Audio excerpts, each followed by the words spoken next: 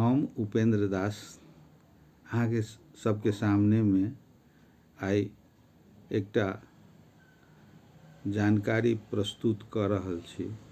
सब गोटा में जय मघी।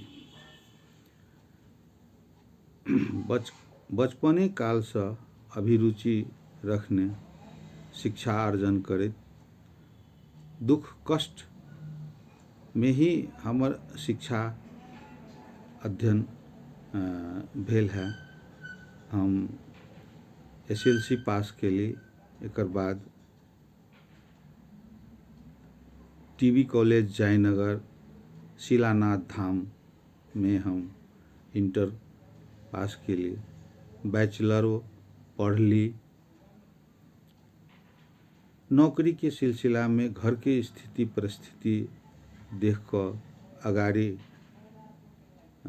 पढ़ाई हमर स्थगित क हम अपन स्थगित क नौकरी के तरफ लगली। नौकरियों के लिए जनकपुर चुरोट कारखाना में सूबा पद में रह कर हम अपन नौकरी अवधि पूरा केली। वह काल में हमर कुछ न कुछ लिख के आदत रहे। तई में हम जातीय विधान लिख ली, सब जाति के संगठन एकटा तैयार केली। संगठन अनुरूप जाति सबके एकटा जगह में राम जानकी मंदिर के चंदा सहयोग से हम ओहि समय में अध्यक्ष पद में रही। तई समय में चंदा संकलन क विभिन्न सहयोग से राम जानकी मंदिर सेहो तैयार भेल।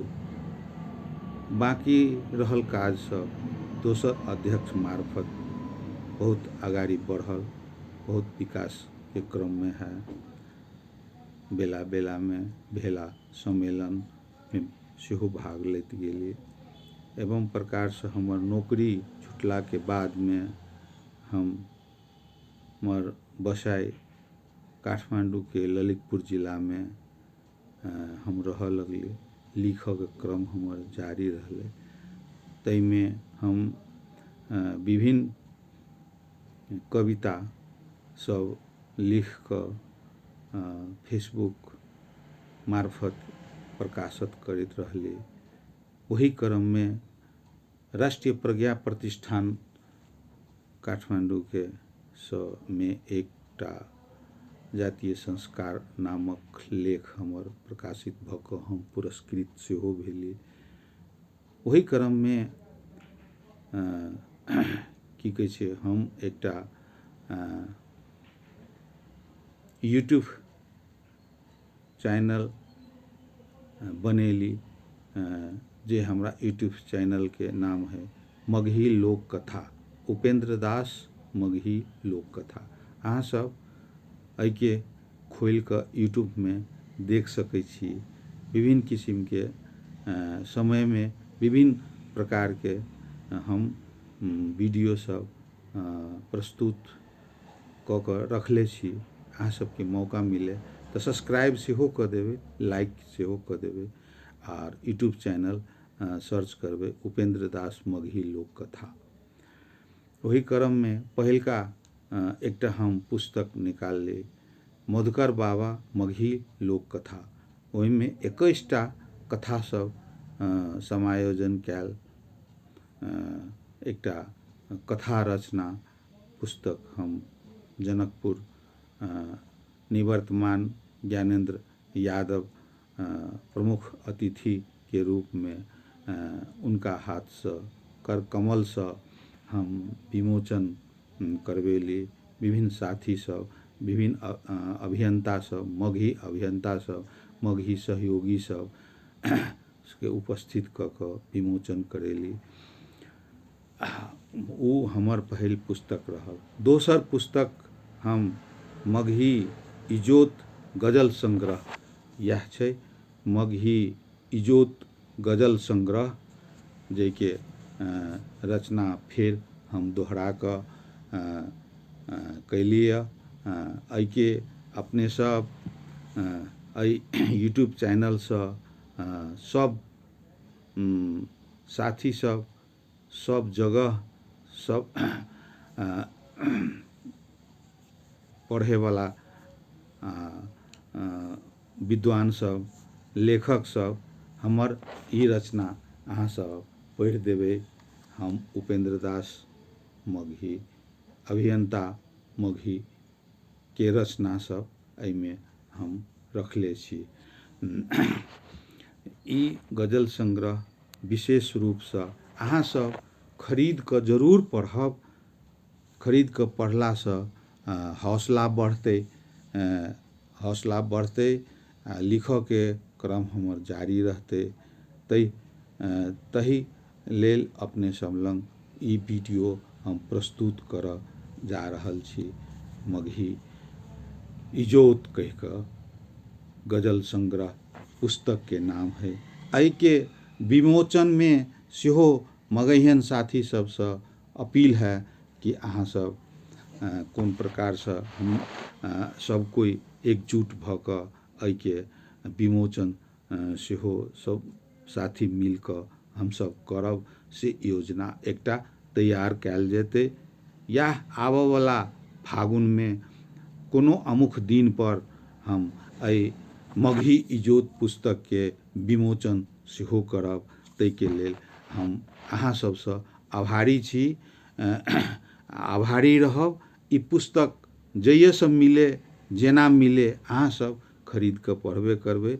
लेखक के एकटा यह बहुत बड़का धारणा रहे है कि पाठक तक पहुँच गेल पुस्तक जे अहाँ सब पढ़बै तऽ अगाड़ी पुस्तक लिखऽ में हमरो अभिरुचि बढ़ि जेतै। एहिमे सबसँ पहिल शुभकामना हमरा देने हथिन प्रेम कुमार खत्री जी। प्रेम कुमार खत्री जी एकटा नेपाली लेखक छथि। वो बहुत बढ़िआँसँ अपन बहुत पुस्तक सब प्रकाशन केने छै।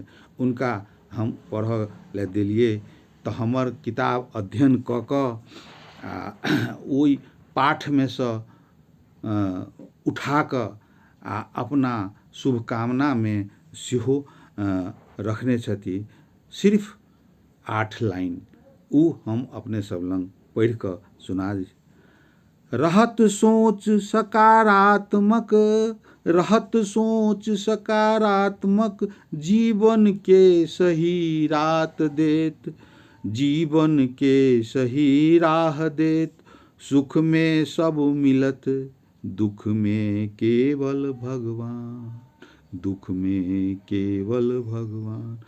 प्रेम दया सागर में होत जग आधार, प्रेम दया सागर में होत जग आधार। सूर्य चंद अंकित रहत नेपाल भूमि के झंडा, शांति बने नेपाल भूमि में रहे प्रेम के भावना, शांति बने नेपाल भूमि में रहे प्रेम के भावना। कर्तव्य समझे अपना के अधिकार के संभावना। धर्म भेद नहीं होई केकरो सा, धर्म भेद नहीं होई केकरो सा, नहीं कहियो आलोचना। हिंदू मुस्लिम मधेसी पहाड़ी मिल क करू आराधना। ई हमर शुभकामना देवे वाला प्रेम खत्री जी हमरा पुस्तक के एहि पाठ सब में से चुनि क लाइन जे एहि शुभकामना में प्रस्तुत केने। तहिना हमर मगही अंतर्राष्ट्रीय परिषद के अध्यक्ष और नेपाल के सेहो मगही के अध्यक्ष डॉक्टर वीर बहादुर महतो जी सेहो अपन शुभकामना देने छै।